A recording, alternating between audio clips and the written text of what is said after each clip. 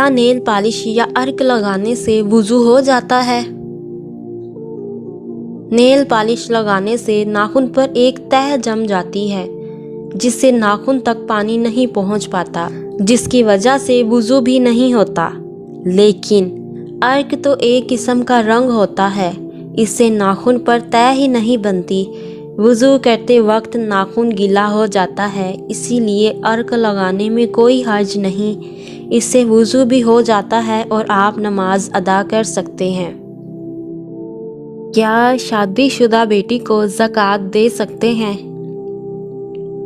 اگر والد دینا چاہتے ہیں یا والدہ دینا چاہتی ہیں، بیٹی چاہے شادی شدہ ہو یا غیر شادی شدہ، آپ ہرگز زکوٰۃ نہیں دے سکتے۔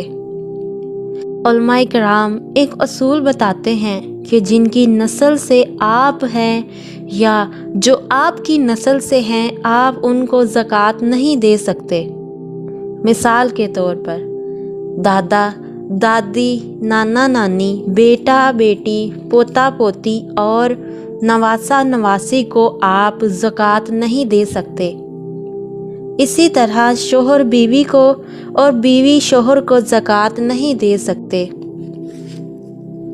اسی طرح سید اور غنی کو بھی زکوٰۃ نہیں دی جا سکتی، لیکن سگی بہن بھائی کو اور بھائی بہن کو زکوٰۃ دے سکتے ہیں، اور اسی طرح خالہ، پھوپھی، تائی اور چچی کو زکوٰۃ دے سکتے ہیں۔ سوتیلی ماں کو، سوتیلے باپ کو یا سوتیلے بہن بھائی کو بھی زکوٰۃ دی جا سکتی ہے۔ سوتیلی اولاد کو بھی زکوٰۃ دے سکتے ہیں، یعنی ہر سوتیلے رشتے کو زکوٰۃ دی جا سکتی ہے۔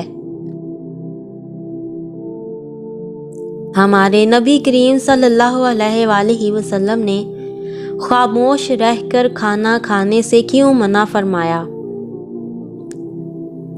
مسئلہ یہ ہے کہ آتش پرست لوگ کھانا کھاتے وقت خاموش رہنے کو عبادت سمجھتے ہیں، لہٰذا اگر کوئی مسلمان کھانے کے دوران خاموش عبادت کی نیت سے رہے گا تو وہ یقیناً گناہگار ہوگا، اور یہ بالکل خلاف سنت طریقہ ہے۔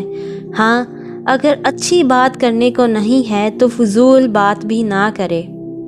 اس سے یہ ظاہر ہوا کہ حضور نبی پاک صلی اللہ علیہ وآلہ وسلم نے فضول باتوں سے منع فرمایا، نہ کہ اچھی باتوں سے۔ کام کی بات کرنا مناسب ہے، نہ کہ خاموش رہ کر آتش پرست لوگوں کی نقل کرنا۔